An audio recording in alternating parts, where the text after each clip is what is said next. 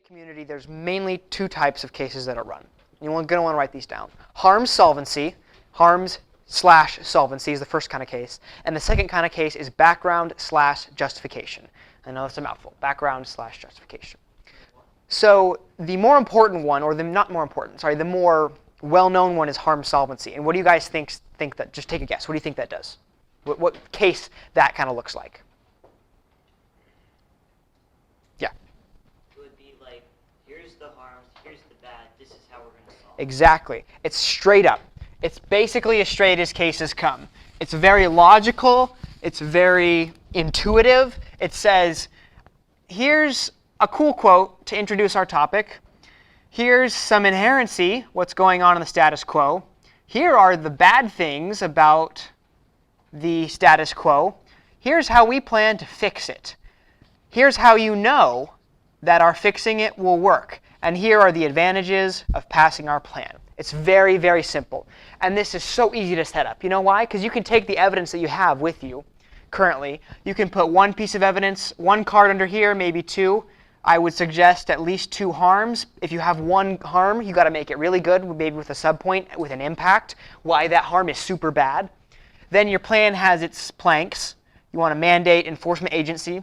Then, generally, you want to have one solvency point for each harm because you want to prove that you're going to solve every harm that you did. Now, there's a big debate in the homeschool community, debate community, about whether or not solvency should be structured.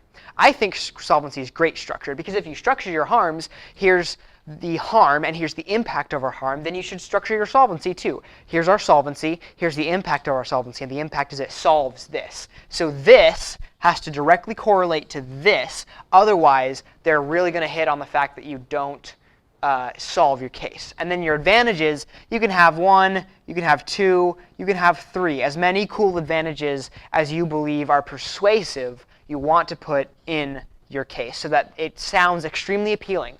Because I know some judges that will vote arbitrarily on advantages even if the plan doesn't solve all the way. Because the advantages may not happen to the extent that you want them to happen, but they will still happen to some degree. And so some people will I'll take small advantages over a negative rather than negative over any advantages at all. So that's the first way, and that's very easy to do. You just find a card here, write your plan, and sometimes well, I don't know where to start. Start with the US federal government will, and then what do you guys want to do? And put in your case. And then put who's going to enforce this? How much is it going to cost, etc. And then find a piece of evidence. Let me, because some of you may not get this all the way. Let me just make this as clear as possible. So the cards that mention bad things are here. If something bad is happening, you're going to want to put the card here. Then you talk about, okay, and one of your guys' cases, is it Kyrgyzstan? Yeah. So then the cards that talk about stability, the cards that talk about regional influx in democracy and pro-Americanism go right here.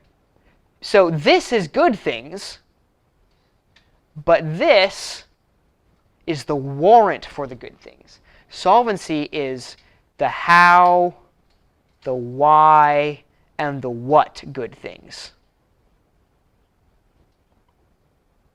So that's how you can differentiate where your cards go. Here is the second type of affirmative case structure that I like. Because does everybody have this written down? Wait. Who, why, what? Yeah. Dum dum dum dum dum dum dum. Okay. Thumbs up if you're good. Got it. Okay. Okay, so this is also another contentious issue in the debate community. Which affirmative case structure is better? Because that one has all four stock issues in it, right? I just laid them all out for you. Easy to prove, easy for the judge to win. This one doesn't have the stock issues laid out like that. But it's a lot more persuasive to the average person. You have your cool intro. And this is the background of what? Justification. Oh, I forgot to add, your criterion also goes in the other case structure too. Your criterion is basically the weighing mechanism for the round. Remember how I mentioned that? It's how the judge wants to weigh the round. Good. For both case structures you want criterion. Put your criterion in. Wait, this is what again? Background what? Justification. background justification. And then you put in background point 1, background point 2, background, however many background points you need. Now, this can also be labeled inherency if you really want to.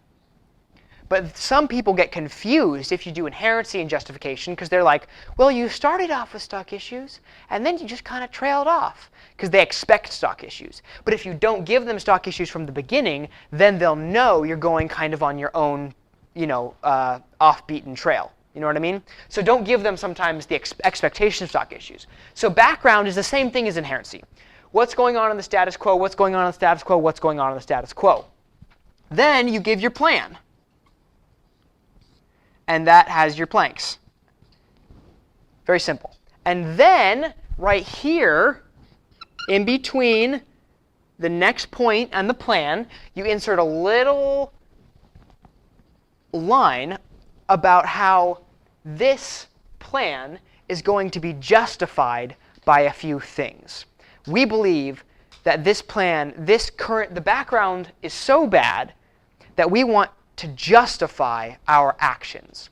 A lot of people get up in debate rounds and they think, we need to prove that our plan is good. Here, you don't need to prove that your plan is good. You just need to ethically, morally, economically justify your actions. So you could be implementing Keynesian economics. You could be implementing genocide.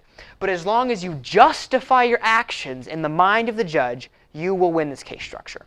So, yeah. So this isn't as much about how it's done, but it's more about why it's done. And what Exactly. Justifications, and then you go straight into your justifications. And I recommend that these be structured. You have justification 1, subpoint A, impact. Justification 2, subpoint A, impact. You don't have to structure it like that. You can just have 1 impact, 2 impact. But impact these out, because otherwise the judge will be like, what were you saying again? You said that we need to use the means over the end, but I didn't get why. And so then you provide the impact. So, and then at the end, you again justify yourself with the judge. Now, this kind of sounds sinister because you have to keep justifying yourself. Sounds in our, kind of the world we live in today, sounds like you're having to justify something that's bad. No, justifying something simply means you're giving a reasonable series of, evidence points for why you're doing what you're doing. You're explaining yourself. This is all that is. It's an explanation of what you're doing, an explanation of why you're doing what you're doing. Yeah? So if you do a background justification or a case style, will the opposition still argue about the implementation of your plan? Right. They'll still bring up solvency issues. They'll still bring up, oh, well, your plan isn't going to work like you say it is. And you're like, number one, that's completely irrelevant because we never said it was going to work. We just said we had a moral obligation to do it. We have enough reasons to justify us passing this plan even if it doesn't work because we'll take the correct stance on the issue.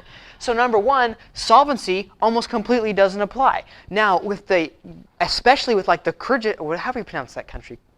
Kurdistan case, they're going to be like, it's going to be mayhem in the Middle East, and there's going to be no democracies, and Iraq's going to go nuts. You're like, number one, Iraq already is nuts, okay? Number two, we should do what's right regardless of the results. I think it was John Quincy Adams who once said, actions are ours, or duty is ours, results are God's. It's the same thing, yeah. Could someone then stand up and argue that you're arguing values instead of policy? No, because you point to the plan. You say, I ain't never seen an LDer that's done this. And you're true, basically. LDers never do this. And you just point to that. Now, critically, if someone comes up here and argues, stock issues, stock issues, stock issues, stock issues. If they just keep getting up there and say, Judge, we don't know that they are fulfilling all the stock issues. You say, number one, boom, inherency with our background. Number two, significance. Our plan is big. We proved that. Plus, if they argue stock issues, they can't just argue they don't fulfill stock issues. Make them show you which stock issue you don't fulfill. Significance. Like 0. T, we're topical. Solvency doesn't really even apply to us because we're justifying our actions. So our plan is not required to work because we have no advantages.